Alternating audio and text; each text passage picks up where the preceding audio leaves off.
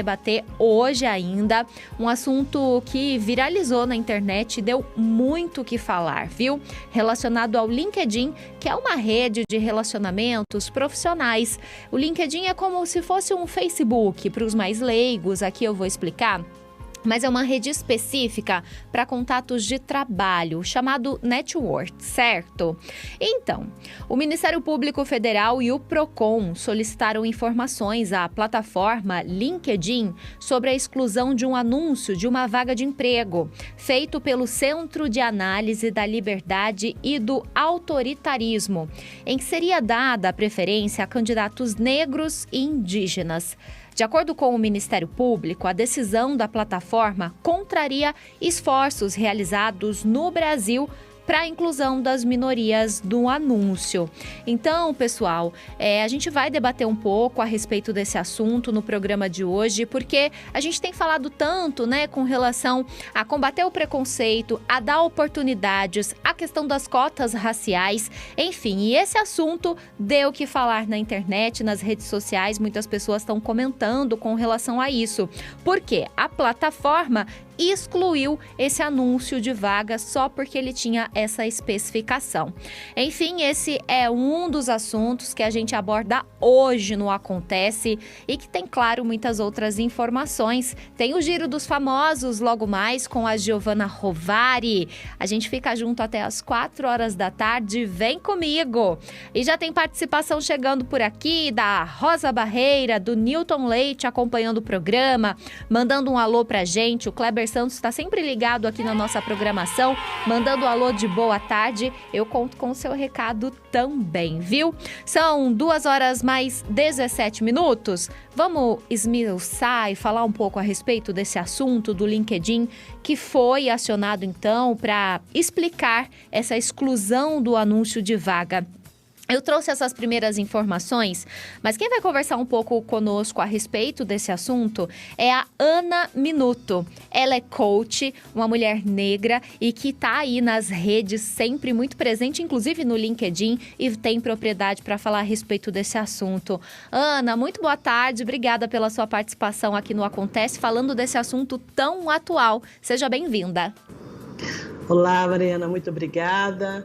Boa tarde a todas e todos que estão nos ouvindo. Obrigada pelo convite. Imagina, eu que agradeço, inclusive, sua disponibilidade, porque é um assunto quente, né? É algo que está rolando de fato e tê-la comigo no programa é essencial no dia de hoje para a gente falar um pouco a respeito desse assunto. Quando eu vi essa notícia, eu falei assim, meu Deus, não é possível que isso tenha ocorrido. E depois me peguei refletindo que pode ser que isso ocorra, talvez até com mais frequência, em plataformas não tão conhecidas. Mas esse caso ficou muito conhecido por se tratar especificamente do LinkedIn, que é uma plataforma muito grande, né, Ana? Sim. Bom, no Brasil nós temos aí 51 milhões de pessoas que utilizam o LinkedIn. No mundo, o Brasil tem aí, é o 4º país que mais utiliza LinkedIn e aumenta a quantidade de pessoas no LinkedIn aí por ano em 14%. Isso quer dizer que essa plataforma é muito relevante quando a gente pensa em busca de trabalho, quando a gente pensa em lançamento de vagas. E quando uma plataforma grandiosa como essa começa a restringir avanços que nós já tivemos como sociedade brasileira, isso demonstra o quanto as plataformas não estão entendendo tecnologicamente a importância desse relacionamento com os seus clientes e, muito mais que isso, conhecer os problemas locais. Então, o Brasil é o país com maior desigualdade do mundo.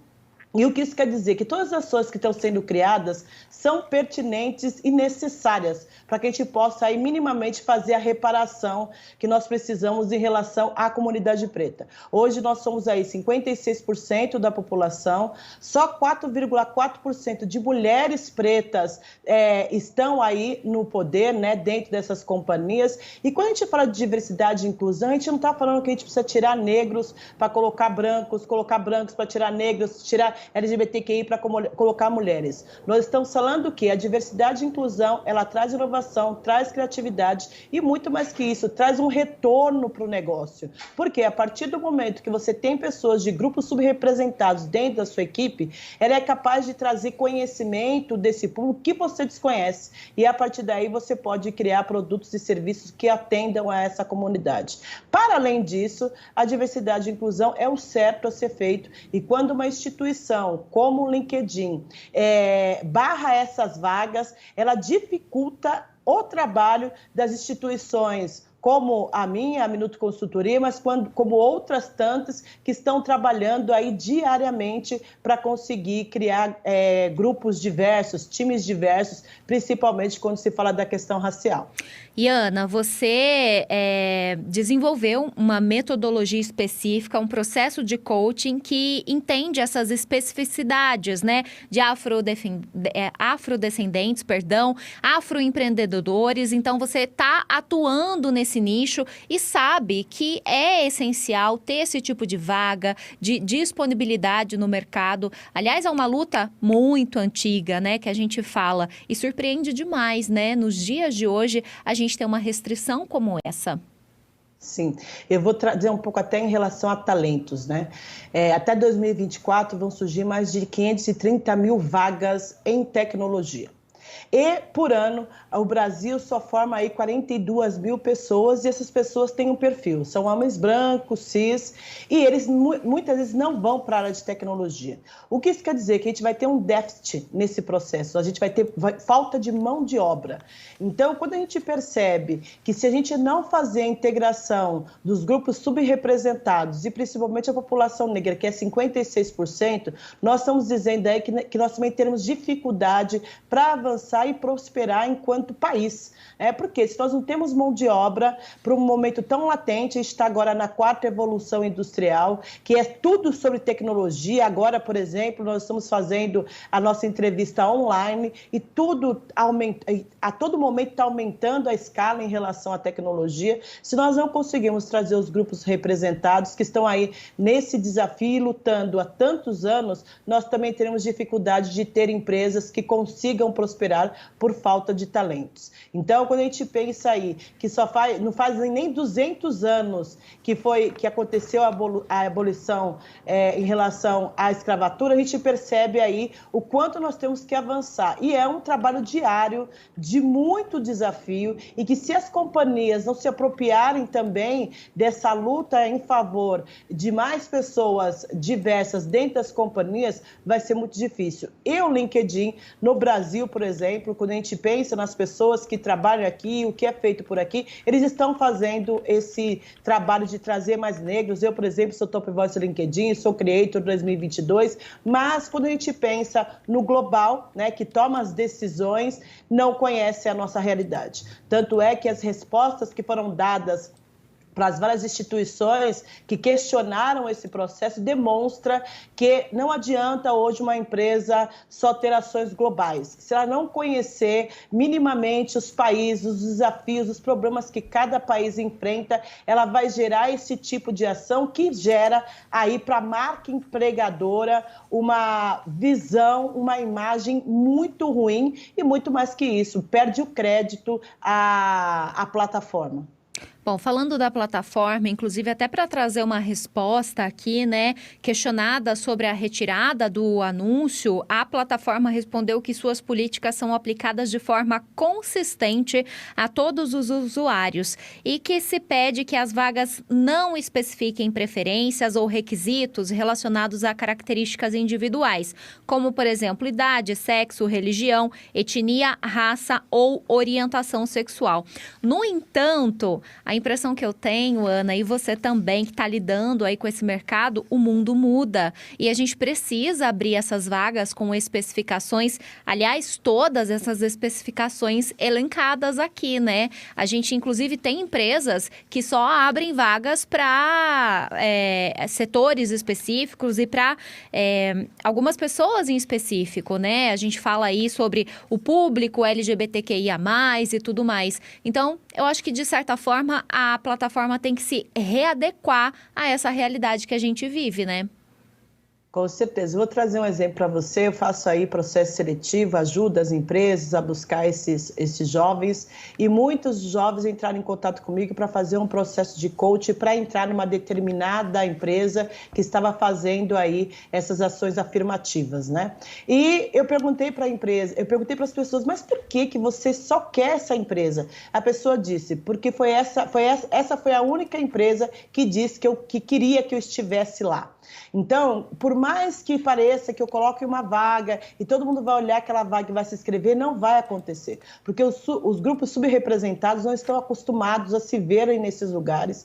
Então, por isso que é tão importante essas ações afirmativas, até para a gente entender se realmente a gente está conseguindo alcançar o nosso objetivo ou não, se nós estamos conseguindo trazer grupos mais diversos para dentro das companhias. É uma reparação social para que a gente o Brasil é um dos países mais desiguais do mundo, para que a gente possa diminuir essa desigualdade. Nós precisamos trazer mais pessoas para o mercado de trabalho, que essas pessoas ganhem dignamente. Então, a gente está falando de todo um processo aí de exclusão de mais de 300 anos e que nesses anos nós estamos trabalhando para que as coisas aconteçam, e é um retrocesso pensar que a plataforma não se atualizou, né? Então, ela tem aí uma plataforma fantástica que funciona aí mundialmente, mas em relação às políticas locais e as culturas locais, ela simplesmente não se atualizou.